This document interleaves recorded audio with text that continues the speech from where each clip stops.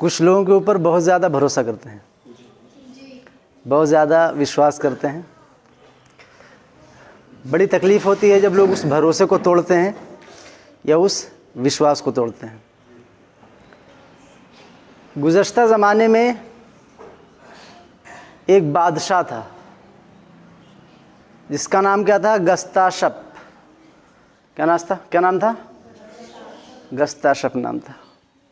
اس کا ایک وزیر تھا جس کا نام تھا راست روش. کیا نام تھا؟ راست روش. وہ بادشاہ اپنے وزیر پر بہت زیادہ بھروسہ کرتا تھا، بہت زیادہ اس کی عزت کرتا تھا.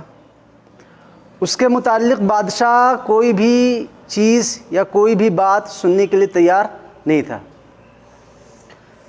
سمجھ لو کہ وہ اندھی عقیدت رکھتا تھا، اندھی عقیدت رکھتا تھا اس وزیر سے.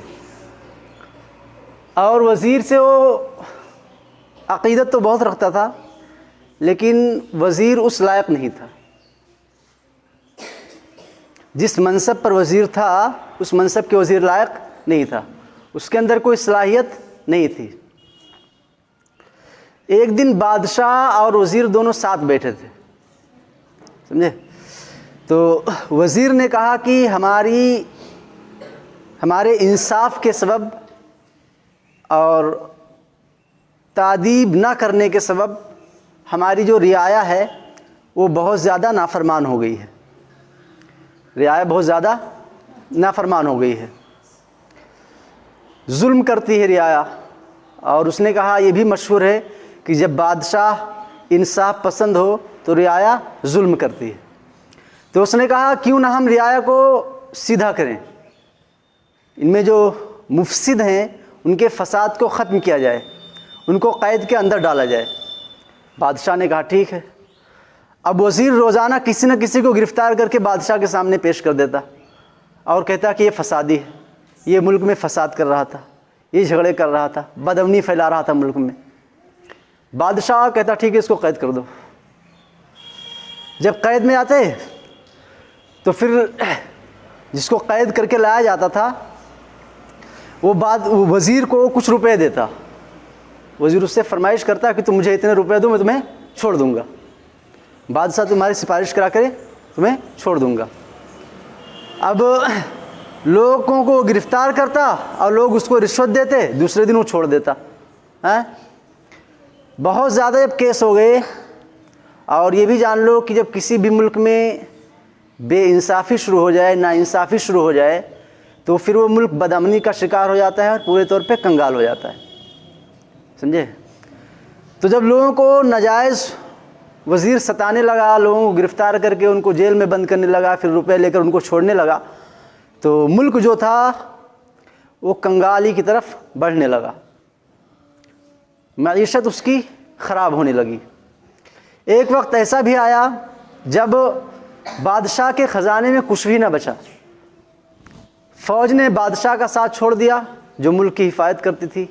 بادشاہ بڑا رنجیدہ ہوا، اسے کچھ سمجھ میں نہیں آ رہا تھا کہ آخر ہو کیا رہا ہے ملک میں، اور ملک دن بدن کمزور ہوتا چلا جا رہا تھا. ایک دن بادشاہ خزانے میں گیا، جہاں خزانہ تھا وہاں گیا. خزانے کا جب اس نے تالا کھلوایا تو اس میں دیکھا کہ کچھ بھی نہیں ہے. اتنے پیسے بھی نہیں ہیں کہ جو ہم اس کو دے کر کے، فوجوں کو دے کر کے اپنے ملک کی حفاظت کر سکیں، فوجیوں کی تنخواہ دے سکیں.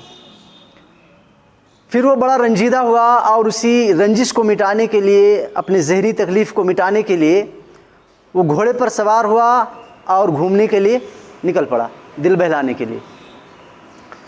وہ گیا کچھ ایک میدان میں، اور میدان میں دیکھا کہ ایک خیمہ لگا ہوا ہے. کیا لگا ہوا ہے؟ خیمہ. جب اس خیمے کے پاس پہنچا تو اس نے گھوڑا اپنا اندر اس میں ڈال دیا خیمے میں. تو کیا دیکھا کہ بکریاں سوئی ہوئی ہیں، بکریاں سوئی ہوئی ہیں، اور ان کے درمیان ایک کتے کو سولی پر لٹکایا گیا ہے، ایک کتے کو سولی پر لٹکایا گیا ہے.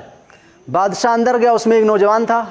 اس نے بادشاہ کو دیکھا تو بڑا خوش ہوا کہ بادشاہ ہمارے یہاں آئے ہیں.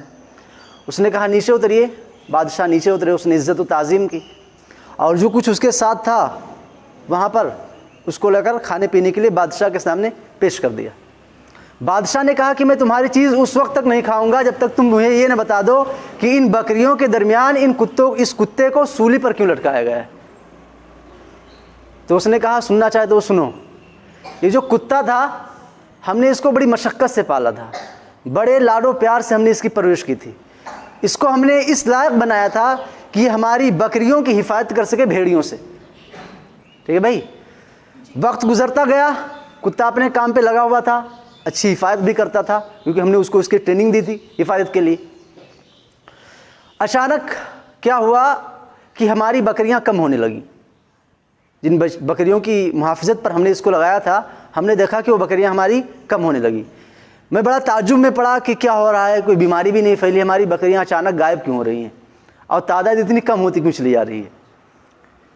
تو ایک دن وہ رات کو وہیں کہیں چھپ گیا, خیمے کے پاس ہی, خیمے کے پاس چھپ گیا.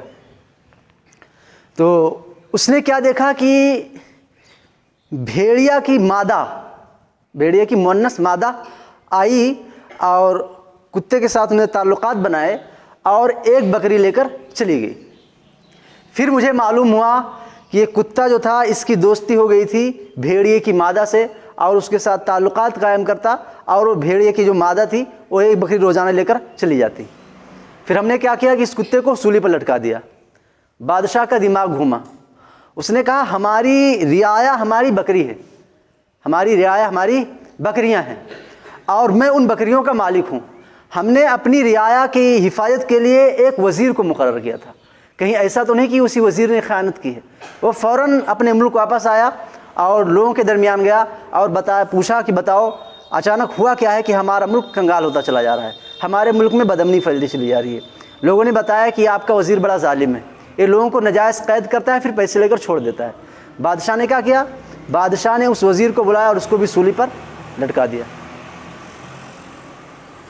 تو یہاں پر ہمیں غور کرنے کا مقام یہ ہے کہ بادشاہ کو جو سبق حاصل ہوا وہ کس سے, ایک چرواہے سے. سمجھے بس.